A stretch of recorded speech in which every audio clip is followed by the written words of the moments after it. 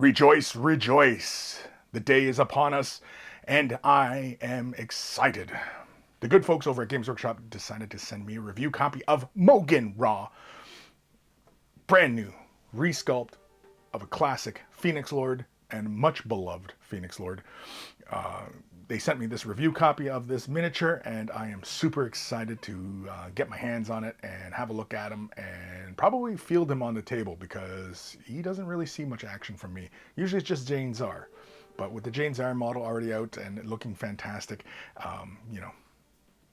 once you have already what you got, right? I mean, anyway, unboxing, right. So Maugan Raw, here we are. This is back of the box. Gives you pretty pictures of him. Very, very cool. Let's dive in. Let's just open this up. Get in there. Get in there. Try not to cut myself. Get in there. There we go. I probably need to sharpen my knife. So Maugan Raw, there he is. Let's get into the box. Oh, I'm so excited. I want to see. So it looks like, he's probably going to be like one sprue, typical of most character sets that you get. I'm kind of surprised that he does come in this box. I'm kind of surprised he didn't come like in a clamshell pack, like a lot of the characters do these days. Okay, that's it. That's the box. It's empty. So instruction booklet, pretty standard. No decal sheets with this guy. Why would he? I don't think there's really any decals for him. Oh, look at that. Oh, the one thing I was curious about is could he be assembled without his hood? And I don't think so. Yeah, that was one of my big curiosities about this kit was if he could be assembled without the hood. Oh, he gets a nice big base. I don't know what size that is, like probably a 40. So he's all on one sprue. He's all on one sprue. He only has, no, look at his head is recessed into his torso. Yeah.